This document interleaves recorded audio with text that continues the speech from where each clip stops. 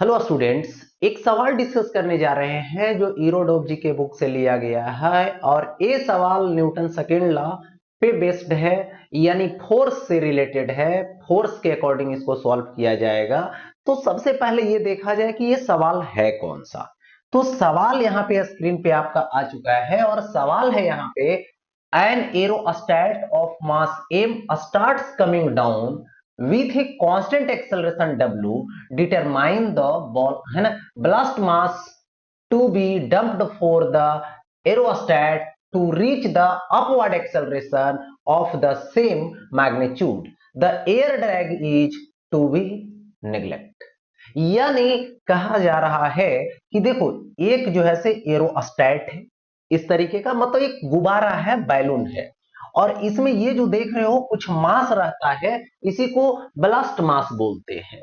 ठीक है, और ये जो है अभी इस मास के कारण ये डाउनवर्ड जा रहा है, जिसकी एक्सेलरेशन यहाँ पे W दे रखा है। अब इसमें बोला गया कि ये जो ब्लास्ट मास है उसमें से कितना रिमूव कर दिया जाए, डंप किया जाए, कि ये जो है ये अपवर्ड जाना शुरू कर दे और उसकी भी मैग्नीट्यूड एक्सेलरेशन की W होनी चाहिए। तो कितना मास रिमूव करना है यही आपको फाइंड करना है।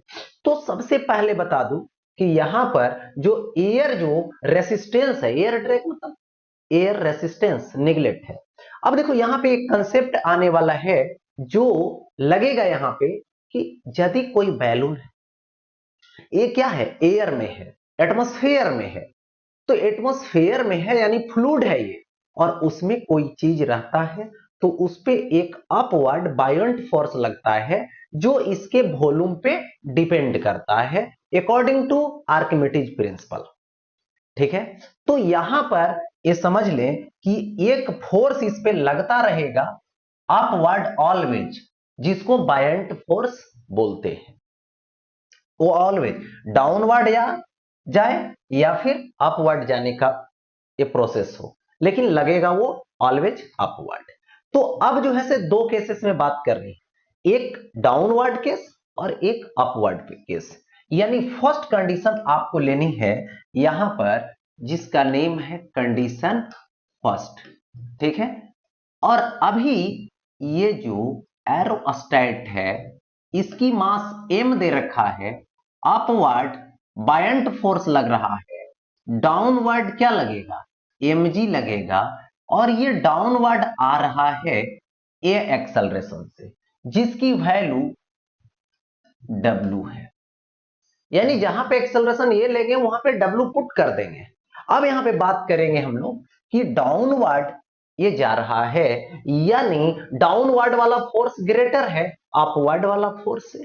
तो नेट फोर्स मतलब डाउनवर्ड वाला फोर्स में अपवर्ड वाले फोर्स को माइनस कीजिए, नेट फोर्स निकल गया, और net force is equal to होता है मास इंटू एक्सेलरेशन, यानी मास इंटू एक्सेलरेशन। अब देखो b इधर है माइनस में, ये साइड जाएगा प्लस में, m ये प्लस में, इधर माइनस में। b is equal to mg minus ma, equation first according to condition first. a की वैल्यू w अभी पुट कीजिए या तो लास्ट पुट कीजिए, उसमें कोई फर्क नहीं पड़ता है। चलिए ये हो गया कंडीशन फर्स्ट। अब लेकर आते हैं यहां पे कंडीशन नंबर सेकेंड, और कंडीशन नंबर सेकेंड में यह है कि इसमें से मास को रिमूव किया गया है। तो कितना मास रिमूव किया गया, मान लो m डैश, m डैश क्या है, रिमूव्ड मास है, वही m डैश तो फाइंड करना है। और ये अब किधर जाना स्टार्ट किया है, अपवर्ड, कितना से, सेम एक्सेलरेशन से, सेम मैग्नीट्यूड से। तो यहां पर अपवर्ड की बात हो रही है, तो अपवर्ड कंटिन्यू कौन लग रहा है, बायंट फोर्स लग रहा है। डाउनवर्ड अभी क्या लगेगा, तो m माइनस m डैश और इंटू जी अप्लाई हो।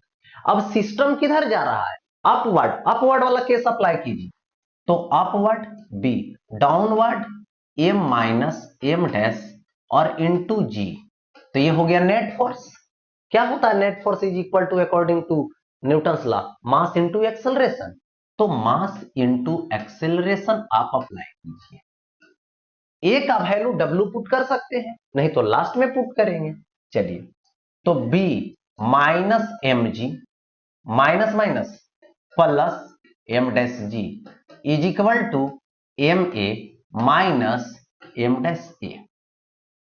अब देखो b इज इक्वल टू, ऐसा करो, ये माइनस में है, ये साइड जाएगा प्लस में, ये है क्या चीज प्लस में, ये साइड जाएगा माइनस में, एम डैश जी, और ये क्या हो जाएगा एम ए, तो एम ए क्या चीज में है, प्लस में है इधर, और माइनस है एम डैश ए। ये हो गया इक्वेशन सेकेंड। ऐसा, अब देखो बी एलएचएस है, यहां भी एलएचएस है बी, अब दोनों को आपस में इक्वेट कर, तो यहां से इक्वेट जब करोगे तो क्या हो जाएगा, यहां लिखूंगा फ्रॉम फर्स्ट एंड सेकेंड। ठीक है, क्या आएगा एम जी आएगा, माइनस क्या आएगा एम ए आएगा, इज इक्वल टू, ये क्या होगा M G minus M dash G, और प्लस क्या आएगा M A minus M dash A. अब कुछ देखो यहां पर होने वाला है, जैसे mg है और ये mg है, तो mg इधर प्लस में है, इधर आएगा माइनस में, तो mg ये जो प्लस में है और ये आएगा माइनस में, तो दोनों मिल करके ये क्या बना देगा, जीरो बना देगा। तो ये इसका काम तो समाप्त हो गया कि ये जो है से जीरो बन जाएगा।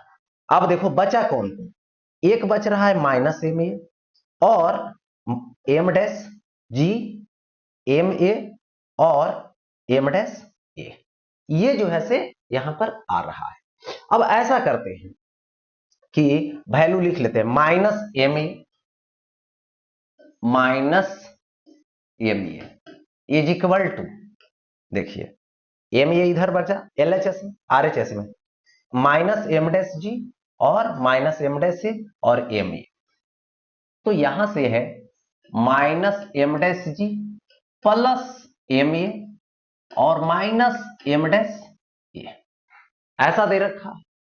अब देखिए यहां से ये माइनस में है और ये माइनस में है, तो इन दोनों को इस साइड लाइए, तो प्लस में आएगा m dash g plus a is equal to, इधर ले जाइए प्लस में आएगा एम ए है और एम ए आएगा तो 2ma हो जाएगा, तो M dash is equal to 2ma by G plus A आएगा, so M dash is equal to 2m, A का वैल्यू w, तो यहां पे g प्लस ए आएगा w।